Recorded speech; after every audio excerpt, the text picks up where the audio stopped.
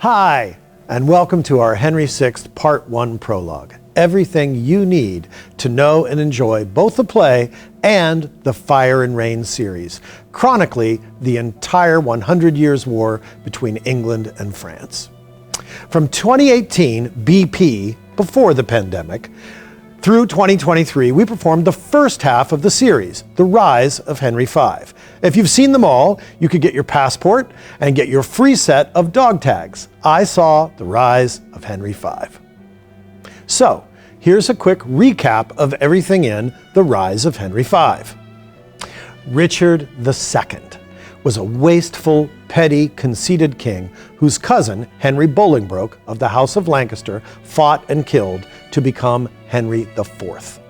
Henry IV fights a group of rebels led by Hotspur to prevent Roger Mortimer, who had a better claim to the crown of Richard II than Henry did, from becoming king. Hotspur's forces join battle with King Henry's army. Young Prince Hal, who spent most of his time drinking with Falstaff, redeems himself, kills Hotspur in battle, and Mortimer is thrown into prison. More on that later.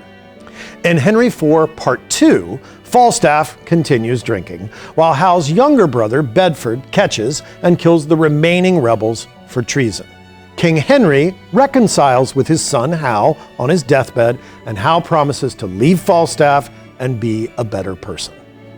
Prince Hal is now King Henry V, and he sails to France to reconquer it.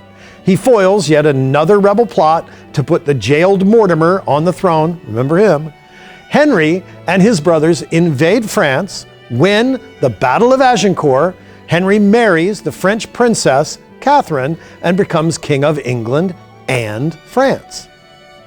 The play ends announcing that his young son, Henry VI, will be heir to both thrones.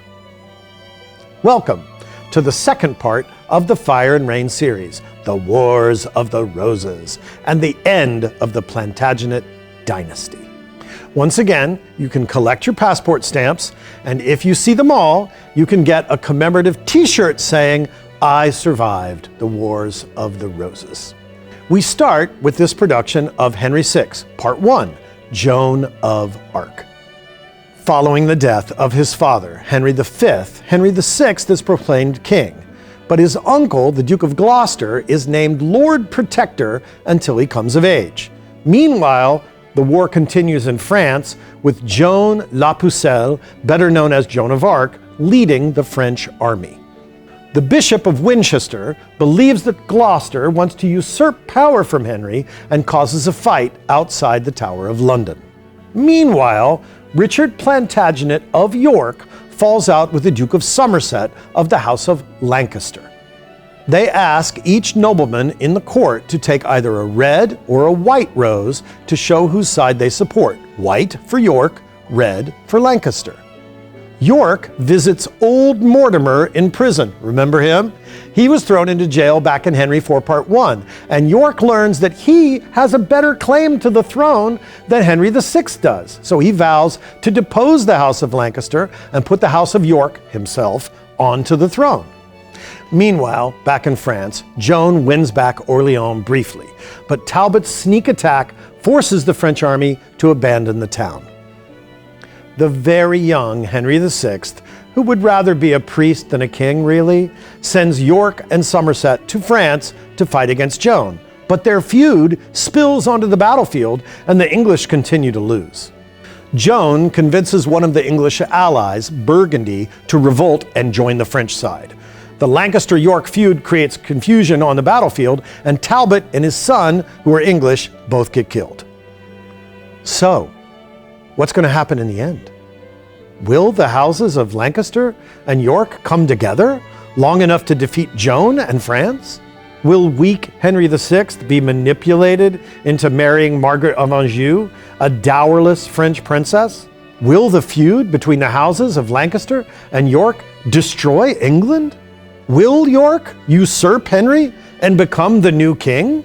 Watch and find out what happens in Henry VI, Part 1, Joan of Arc, the beginning of the Wars of the Roses. In your digital program is even more information on the succession of kings, the relationship between the characters, so feel free to look there as well. By the way, all these fabulous comics are made by the wonderful Mia Gosling. Her website, goodticklebrain.com, shows all of her comics and has wonderful merchandise, t-shirts, all kinds of things available. So check it out. I hope you enjoyed our prologue. Come back next season and join us for Henry VI Part 2, She-Wolf of France, and more of the Wars of the Roses. If you do, get your passport stamped and you'll be on your way to our next prize, I Survived the Wars of the Roses. I hope you enjoy the show.